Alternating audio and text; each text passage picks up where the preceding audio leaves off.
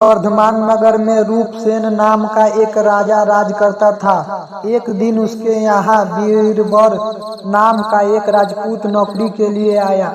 राजा ने उससे पूछा कि उसे खर्च के लिए क्या चाहिए, तो उसने जवाब दिया 1000 तोले सोना। सुनकर सबको बड़ा आश्चर्य हुआ। राजा ने पूछा तुम्हारे साथ कौन कौन है? उसने जवाब दिया मेरी स्त्री, बेटा और बेटी। राजा को यह भी अचंभा हुआ, आखिर 4 जने इतने धन का क्या करेंगे? फिर भी उसने उसकी बात मान ली। उस दिन से बीरबल रोज 1000 तोले सोना भंडारी से लेकर अपने घर आता। उसमें से आधा ब्राह्मण में बांट देता, बाकी के 2 हिस्से करके एक मेहमानों, बैरागियों और सन्यासियों को देता और दूसरे से भोजन बनवाकर पहले गरीबों को खिलाता। उसके बाद जो बचता उसे स्त्री बच्चों को खिलाता और खाता।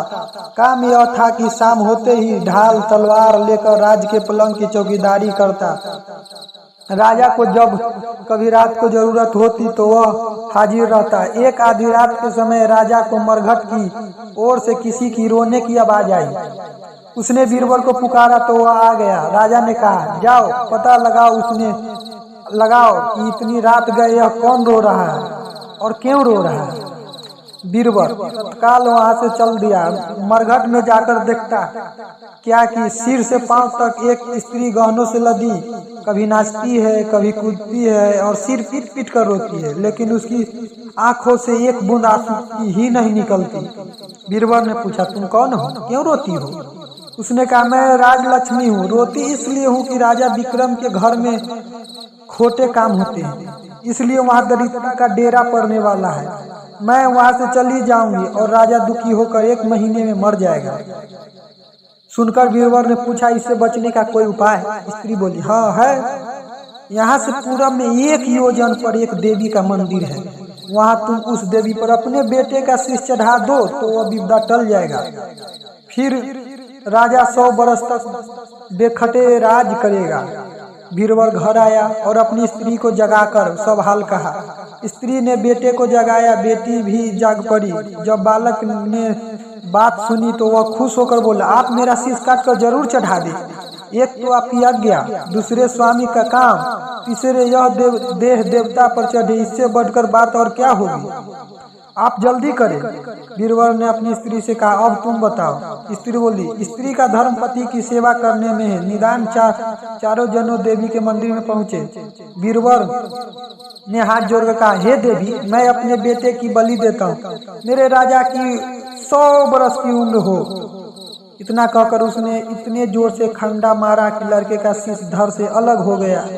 भाई का यह हाल देखकर बहन से देखा न गया, वो भी खंडे से अपना सिर अलग कर डाला।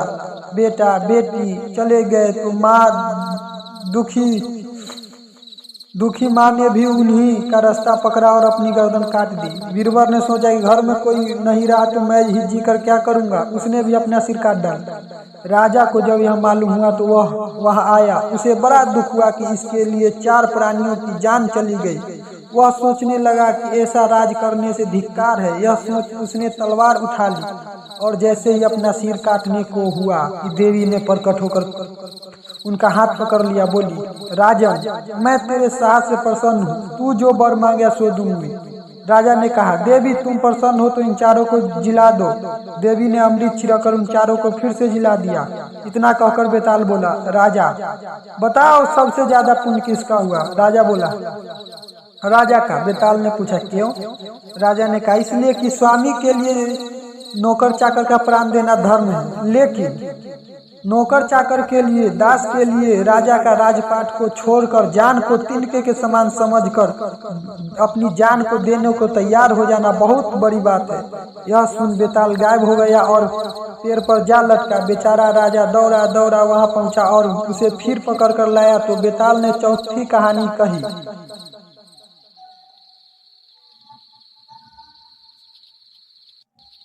यमुना के किनारे धर्मस्थान नामक एक नगर था। उसे नगर में गणाधीप नाम का राजा राज करता था। उसी के में केशव नाम का एक ब्राह्मण भी रहता था। ब्राह्मण यमुना के तीर पर जप तप किया करता था। उसके एक लड़की थी जिसका नाम मालती थी। वह बड़ी रूपवती थी। जब वह ब्याह के योग हुई तो उसके माता पिता और भाई को चिंता हुई। संयोग से एक दिन जब ब्राह्मण अपने किसी यजमान को बारात में गए और भाई पढ़ने गया, तभी उनके घर में एक ब्राह्मण का लड़का आया। लड़की की मां ने उसका रूप और गुण को देखकर उससे कहा कि मैं तुमसे अपनी लड़की का यह ब्याह करूंगी। होनहार की बात की इधर उधर ब्राह्मण पिता को भी एक दूसरा लड़का मिल गया और उसने उस लड़के को भी यही वचन दे दिया।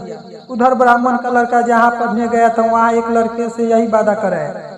कुछ समय बाप बेटे और घर में इकट्ठे हुए तो देखते हैं क्या कि वहाँ एक तीसरा लड़का और मौजूद है। दो उनके साथ आए थे और क्या करे, ब्राह्मण उसका लड़का और ब्राह्मणी सोच में पड़ गए। देव योग से हुआ कि लड़की को सांप ने काट लिया और वह मर गई। उसके बाप भाई और तीनों लड़कों ने बड़ी भाग दौड़ की, जहर झाड़ने वाले को बुलाया और पर कोई नतीजा नहीं निकला। सब अपनी अपनी करके चले गए। दुखी होकर वे उस लड़की को शमशान में ले गए और क्रियाकर्म कर रहा है। तीनों लड़कों में से एक ने तो उसकी हड्डी छीन ली और फकीर बनकर जंगल में चला गया। दूसरे ने राख की गठरी बांधी और उसी झोपड़ी डालकर रहने लगा। तीसरा योगी होकर देश देश घूमने लगा। एक दिन की बात है, वो तीसरा लड़का घूमते घूमते किसी नगर में पहुंचा और एक ब्राह्मणी के घर भोजन करने बैठा। जैसे ही उस घर की ब्राह्मणी भोजन परोसने आई कि उस छोटे लड़के ने उसका आंचल पकड़ लिया। ब्राह्मणी ने अपना आंचल छुड़ाता नहीं कि ब्राह्मणी को बड़ा गुस्सा आया। उसने अपने लड़के को झीका, मारा, पीटा, फिर भी वह ना माना तो ब्राह्मणी ने उसे उठाकर जलते चूल्हे में पटक दिया।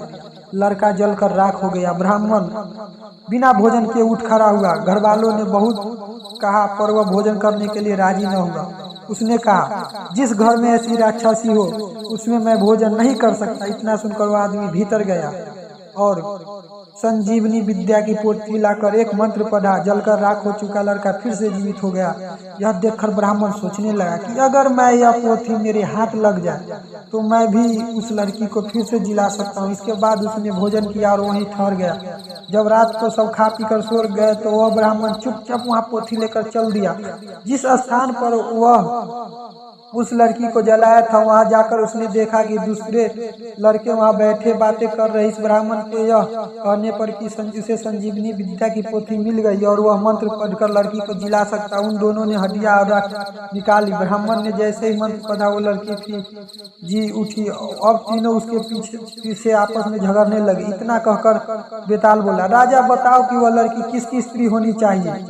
राजा ने जवाब दिया, जो वहाँ कुटिया बनाकर रहा उसकी। बेताल ने पूछा, क्यों? राजा बोला, जिसने राख रखी वह तो उसके बेटे के बराबर हुआ। जिसने विद्या सीखकर जीवन दान दिया वह बाप के बराबर हुआ। जो राख लेकर रहा वही उसकी हकदार है। राजा का यह जवाब सुनकर बेताल फिर पेड़ पर जा लटका। राजा को फिर लौटना पड़ा और जब वह उसे लेकर चला तो बेताल ने तीसरी कहानी सुनाई। आगे की कहानी सुनना है तो चैनल को सब्सक्राइब करके कमेंट में बताएं आपको कैसा लगा और वीडियो को लाइक शेयर जरूर करें। धन्यवाद।